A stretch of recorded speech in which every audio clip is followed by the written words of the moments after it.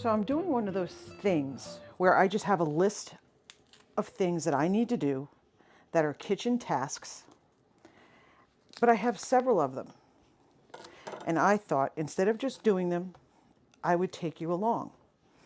Now, these bananas look like they've been through the war, and I get that. But I'm starting a batch of banana vinegar. And the sweeter the banana, the better your vinegar. And the faster the fermentation works and all that good stuff. So you want to wait till your bananas look like, like they owed the wrong person money. You want it to look like that. If your bananas are organic, you can leave the skin on. I don't know if these were organic or not because my husband brought them home and he doesn't remember. So to err on the side of safety, I remove the skins. So we just take, see this? Now, if it's rotten, you don't keep that. But that super sugary business, absolutely, we need that. Now, we don't throw these away, and I'll explain why in a moment. This is the Waste Not, Want Not Homestead. I should have named it that. Because we are in gardening season. And what do we do with our banana peels in gardening season? We make a potassium fertilizer for the garden. And what does that include? That just means that we're going to take our banana peels, water, and we're going, now there's a few things that we can choose to add to that, but what we're going to start with is just plain old water. And we're going to let the potassium nutrients come out of these peels, and we're going to let that water soak that up. And we're going to make a potassium concentrate that we're going to add a couple of things to, and we're going to use it to water our garden.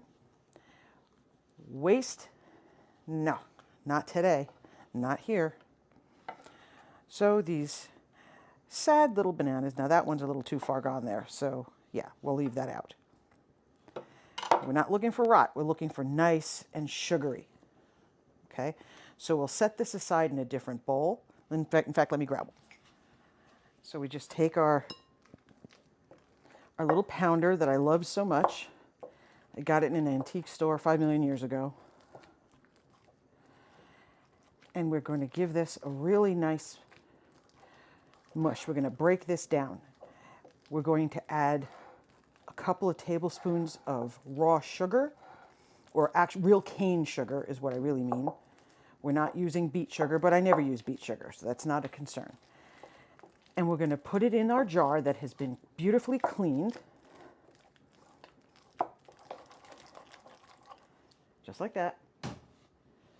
And we're not going to lose any of our banana mash here. Clean that in just a moment. Right into our jar. Now, this is the simple method. I actually ordered more bananas, and I made sure they were organic this time because I placed the order for them. And when they ripen, I'm going to show you the other method. And that includes leaving the skins on. Because I want you to see both. Since we're doing it, might as well just do it. And I need plenty because I just got bananas all over myself. Nice. Okay. So I'm only going to need a little bit of sugar. And you want to use water that has no chlorine. So there's our sugar. That was 2 tablespoons.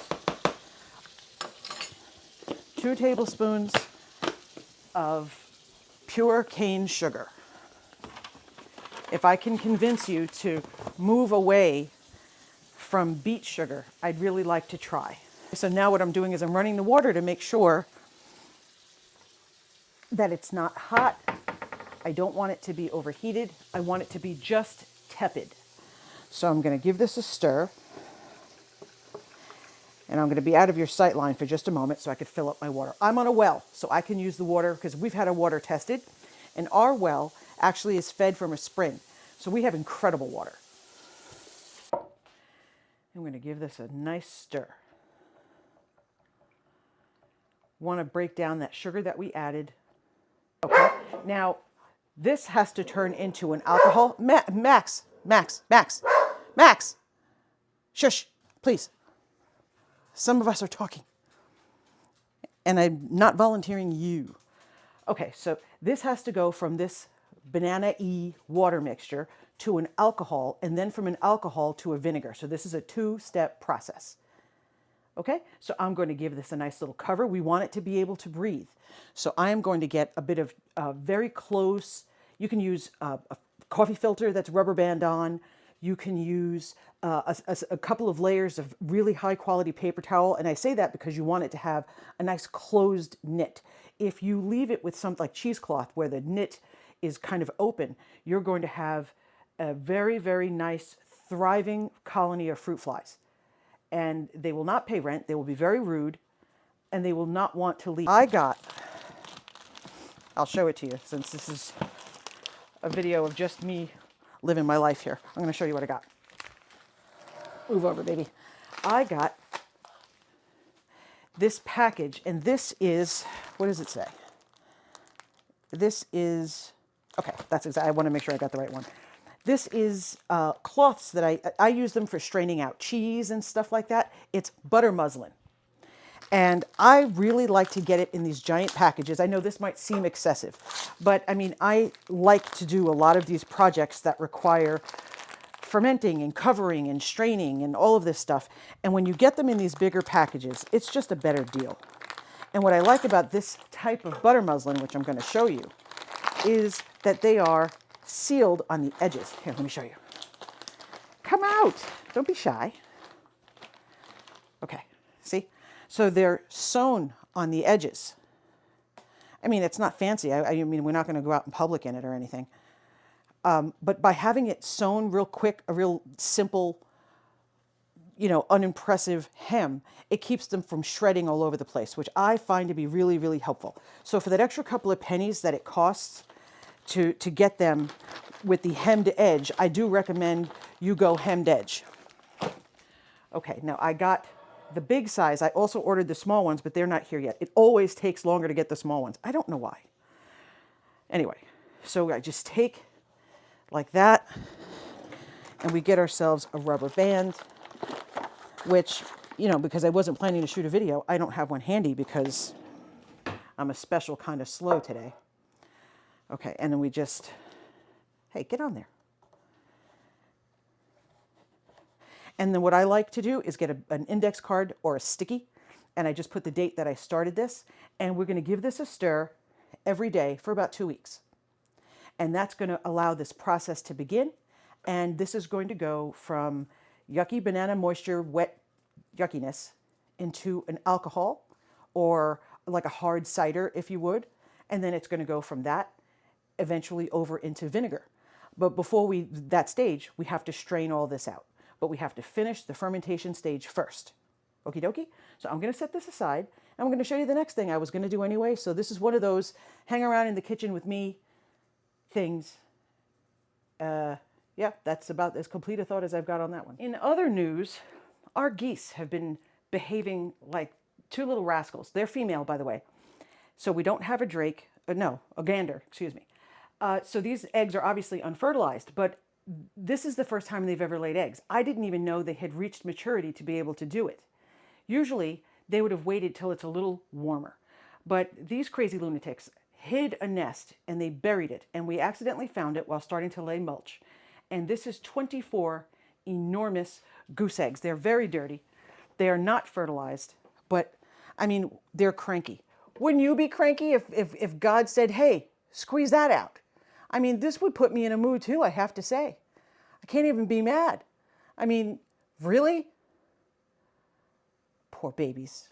They have an attitude. Well, I'd have one too. This sad little plastic container is what I use when I'm making all sorts of homemade fertilizers. And I'm going to show you all of them because we're in that time of year where I start making them again because we have a garden that will soon be thirsty. So we literally just take, you don't want to be able to use this for any food. You want this, I mean, when it looks beat up, that's perfect time for that to be in your garden. So right now in here is the skins from a bunch of, what are these, bananas. And I'm going to fill it with water and I'm going to cover it very, very tight. This doesn't need to breathe. It's not about that. We just want to make sure we don't have a fruit fly infestation.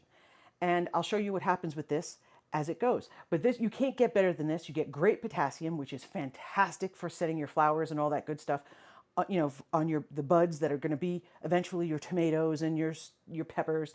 You need this. Helps it set. So what we're going to do is we're going to make it from scratch. Why pay when we can do it ourselves with the scraps from something we were already doing? So I'll get water and I'll be right back. You want to really give this a good seal. It takes on an aroma that is less than delightful. As the summer goes on, as we warm up and we actually end up outside, I tend to do this in the greenhouse, but we're not there yet. We still have freezing temperatures.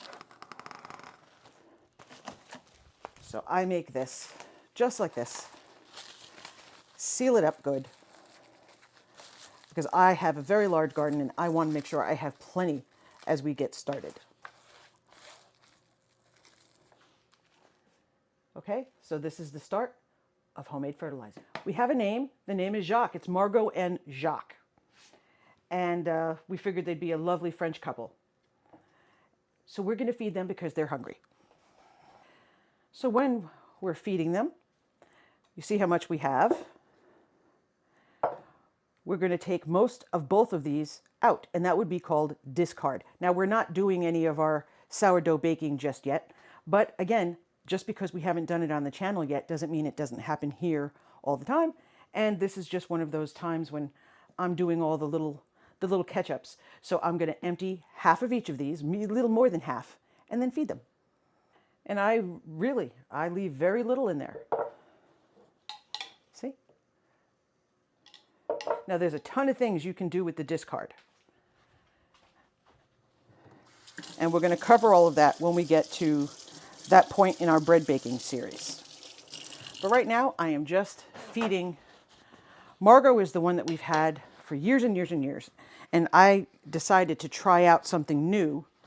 And I ordered Jacques from, it says Endless Sourdough, San Francisco. This is from Cultures for Health.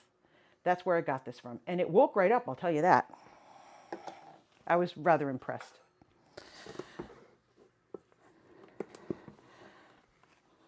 So now we feed. In this case today, I'm feeding all-purpose flour. Whoops. Now I like it to be on the thick side. Technically, it's supposed to be a 1-to-1. Same amount of water, same amount of flour. I tend to run it a little thicker. I find it works better for me that way. And I'll start a timer so we can see how long it takes for each one to double. I think we're at the point now where we could actually test that.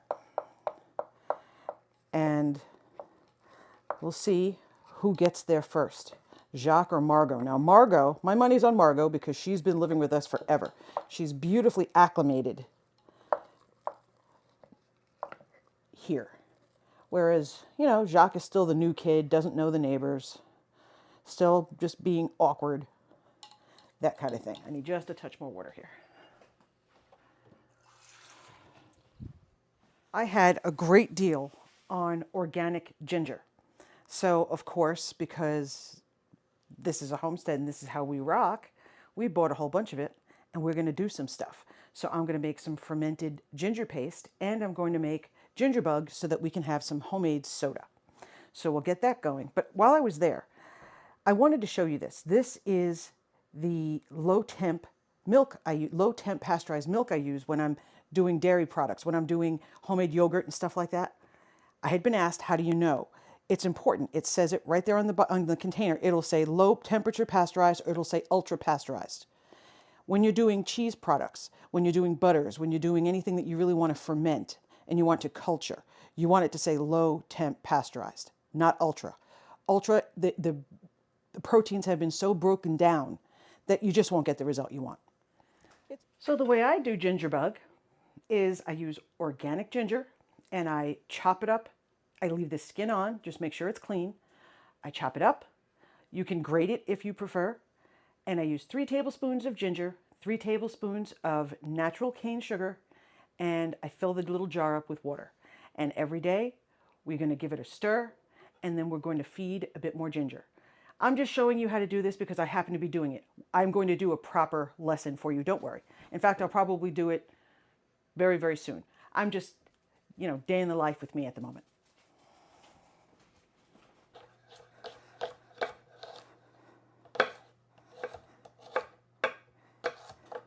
We leave the skin on because that's where the good stuff that we want is more easily found.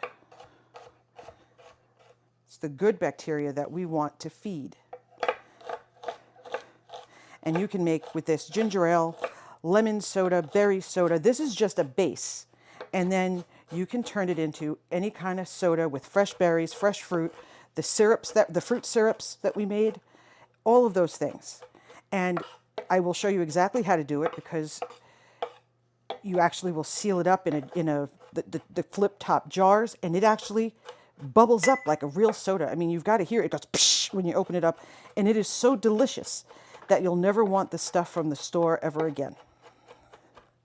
Even when you leave it just as ginger ale. Like I like it with ginger ale with a bit of lemon. I just think it's fantastic. And it happens to be really good for you. And if you're having a bad day, your tummy is just really upset about something you ate, some decision you made at a weak moment, this stuff helps out quite a bit. Ginger has always been known to help settle the angry tummy. And the finer you get it, the better it goes. Now, I do not put this in a food processor because I'm not trying to make a paste. That's not what we're trying to do. Now, I'm going to have more than I need, so I just seal it in a little container, and I save what I've chopped, and it'll be part of the next feeding. No harm, no foul, and you know me, no waste. In other news, the seedlings are doing really well. We'll get a couple of shots of that for you. I've been babying them and promising them that the weather will get better and they'll be able to go outside. Right now they think I'm a liar. It had the nerve to snow. I mean, that's ridiculous. My phone's ringing. Oh, it's my husband. Excuse me. Uh-oh. Okie dokie. Hubby's on his way home. All right, so then we just 3 tablespoons of our chopped ginger. A nice clean container for the rest to go into so I don't have to keep doing this every day because this does require a little bit of care just for a few days. And once the culture is alive, you can keep it alive indefinitely. I mean, this can just keep going. You just have to feed it occasionally. We get to the point in the year where I just have living little cultures all over the place. It's like I'm running a foster home for fermented little creatures.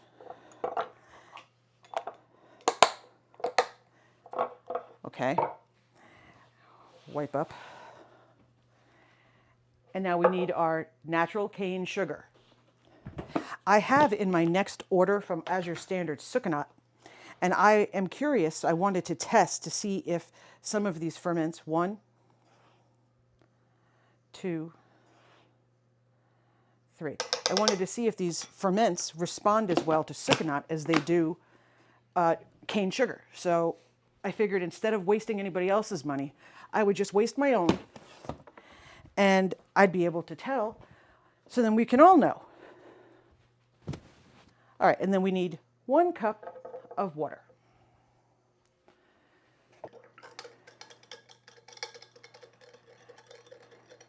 Now, we want this to be a live culture.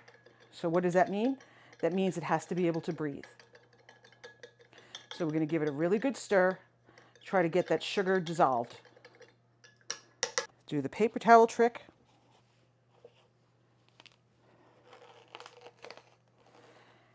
And then we come back to this quite a few times over the next week or so, and you're going to notice that there's going to be bubbles, and when you stir it, you'll actually be able to hear it. It'll sound effervescent, which is so cool. But when you see what we make, I know, yes, I promise, I will do a proper video. I'm just sharing with you because I'm here. I feel guilty now just because I'm not putting all the printables and all that stuff in with this. This was just, I wanted to spend time with my friends and do my chores. So that's what I did. Cheers. Okay, one more thing. I was at Whole Foods anyway. So, and we love tapachi. I had forgotten about it, to mention it to you. So I figured, why don't we make some tapachi too? So we'll just do a whole bunch of fermented drinks, and we'll enjoy them. We'll make them here. I'm doing it anyway, and so I figured let's just kind of slip into all the different series we have going. Let's have some fermented drinks. Let's have a good time. We'll be very refreshed. Our tummies will be full of good bacteria. If you end up with a gas problem that's embarrassing in public, I take no ownership of it. I tell you that right now. But I say it with love. While I was on the Cultures for Health website, I wanted free shipping. And you know you have to spend a certain amount before you hit it. I hate paying for shipping. It's like one of those things. You know how a lawyer charges you for the stamp if they mail you something? That makes me insane. Why don't you have a cost of doing business like the rest of us? I have to pay for your stamp? Seriously? Anyway, I hate paying for shipping. So I figured while I was ordering, what was I there for originally? Oh, I was buying the sourdough starter, but I wanted some kefir grains. Kefir. So I was ordering this. This is what I wanted. I hate the milk kefir, whatever. I absolutely despise the stuff. So, and we've done kombucha, and my family does not like it. I like it okay. My family hates it. So we always end up back with the ginger bug and fermented lemonade. Those two things are what we usually end up drinking most of the time. However, I decided to give this a try. So I ordered this, and I ordered the sourdough starter that we named Jacques, that I told you about. And then while I was there, now usually we just ferment all our stuff the same way we always do, with a salt brine. But they said that this stuff is even more reliable and has a larger collection. I hope you can see this. Let me look. They said it has a larger collection of good bacteria. Let's go from here. They said it has a more thorough collection of good bacteria. So I was like, well, I'm a sucker for good bacteria, right? So I bought this. So I figured we could have some fun trying this out and see how we like it.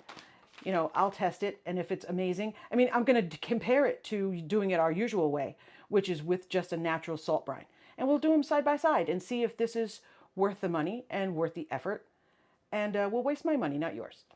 And then I do yogurt the same way I do all my other dairy products. I do a natural culture. But while I was there, I decided to try their yogurt culture. So we're going to do the same thing. We're going to try them side by side. My homemade culture, which is just taking a bit from my old yogurt, put it into the new, inoculate the milk, do the whole thing. And then we're going to do another side by side with this culture. It's Bulgarian. The description sounded nice. I don't know. We'll see. This is what it says on the back. So needless to say, I spent an absurd amount of money. I got my free shipping. I know that's ridiculous.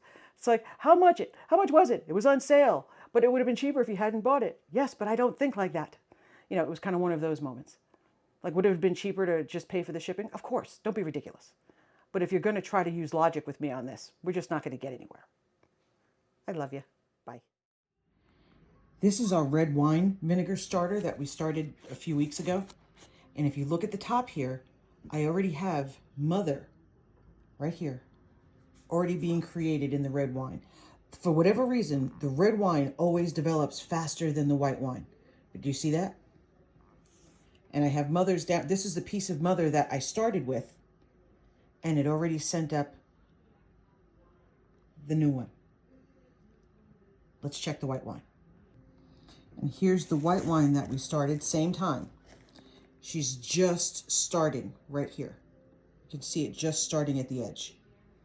Significantly behind the red wine. See, side by side. See that? It doesn't matter, it's not a race. It's a marathon. And we're going to have glorious vinegars. So our little friend, the white wine, needs a little assistance. That was 1 tablespoon of pure cane sugar.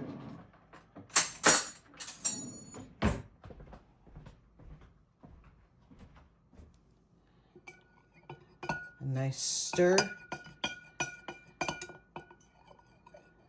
You see the Mother floating around in there. She just needs to get on it. Let's go, Ladybug. See her? See her right there? She's coming. She's just sluggish. For some reason, the white wine always dragging behind the red.